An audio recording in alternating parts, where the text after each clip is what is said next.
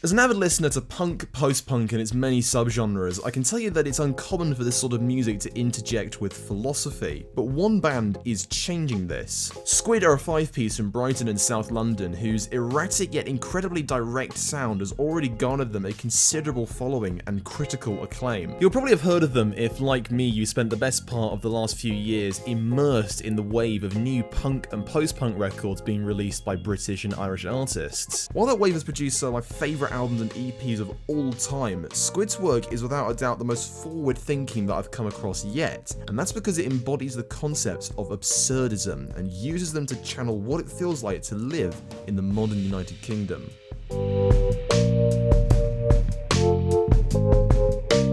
Hey guys, how's it going? My name's Munro, and in today's video we're talking about Squid and the way that philosophy interjects with their punk music. Punk, both as a musical genre and a social movement, is rooted in a grounds-up, do-it-yourself approach to protest music. It innately has so much intention and purpose, whether that be political or just someone needing to vent their feelings. As a result, it's an incredibly expressive approach to music, which is a major reason it's been applied and integrated into so many other scenes and movements. Its first wave in the late 1970s came as a rejection to mainstream music and the political attitudes of the time, and its re-emergences and subcultures that have come in the years since have all continued to build on these fundamentals. I've talked a lot in my other videos and my blog posts about the current wave of punk and post-punk in the UK and Ireland that began to emerge around the middle of the 2010s. Squid have arrived in the midst of this, and of all the bands that this wave has produced, they are in my mind unquestionably the most innovative and forward-thinking. And it's while I've been listening to their new album, Bright Green Field, that I've been ruminating on what makes them so innovative. Because beyond their talent for writing incredibly groovy and relevant songs, and for combining a wealth of other genres into their sound, I feel that their music is grappling with some much greater themes about the state of where we are as a society. And it's through this that absurdism offers an explanation. In short, absurdism is the philosophy that there is no definable meaning to life, and that the efforts of humanity to try and find a true meaning are futile. It believes that the universe serves no purpose other than to exist, and that there's no one true system of belief that can explain its chaotic nature and everything that exists within it. Given that there is no purpose to existence, absurdists lay out three ways that humans can respond. They can escape it all via physical suicide, give in to the belief systems that the world offers, described as a philosophical suicide by prominent absurdist Albert Camus, or they can make peace with the absurd, accept its existence, and find their own meaning in life, which Camus described as rebelling. This is a lot of theory to be putting into punk music, and I'm by no means saying that Squid are directly exploring these concepts, nor that they are absurdists, but my reading of their stuff always leads me back to this way of thinking. And that's because for me, their work is a whole new approach to the punk attitude altogether. Whilst rebelling against a greater force might make it seem like all punk is inherently absurdist, that's not really the case. Punk's rebellion is typically against a defined power or ideology, and it almost always advocates for an alternative. Whilst not all bands within its many subgenres are explicitly rebelling against something, its origin inherently comes from a conflict with the self or with society,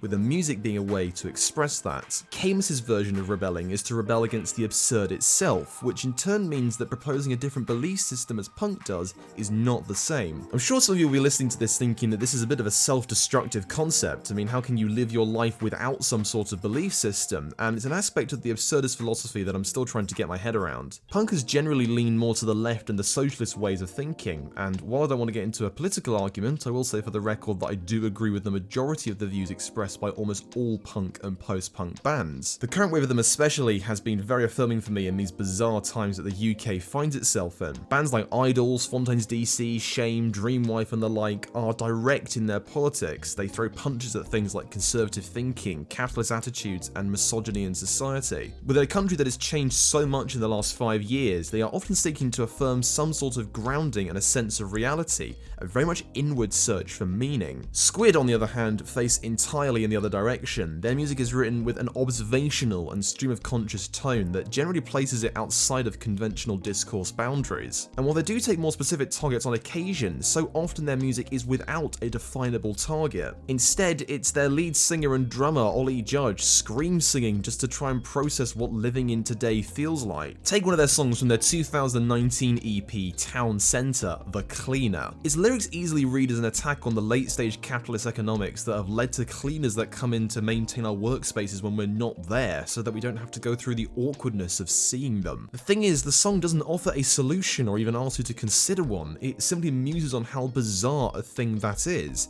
with its cynical, almost hilarious synths really driving this home. What are you, the average person, honestly able to do in that moment to make this better? And that processing of how the world is right now is the driving force behind Bright Green Field. Its central concept is this idea that the borders between what we know to be reality and what we perceive to be reality have become blurred to the point that we cannot distinguish them. And that's not something that the rally cry analytical style of punk that we're perhaps more used to can function in, because there is no definable anchor point to pivot your anger around. One song from the record in particular, 2010, has hit me especially hard. It's a song about, of all things, a building development and looking back on your youth. The song's lyrics are written separately by members Louis and Anton, who then combine them and sing each of their parts separately. Something about it is so powerless, as if the state of the times could be condensed into how it feels to see yet another block of flats being built that you'll never be able to own. It's within writing styles like this, and the immense mix of sounds and genres that the band take on, that Squid's music further carries absurdist themes by mimicking the style of absurdist painters. One artist in particular, Michael Cheval, creates pieces with weird, nonsensical visuals where meaning is deliberately expressed in a disorientating and extra metaphorical fashion. His version of absurdism is a style and philosophy that shows an inverted side of reality that juxtaposes things that should not exist together. Absurdism, he says, is an attempt to understand our life the way it truly is, without propaganda,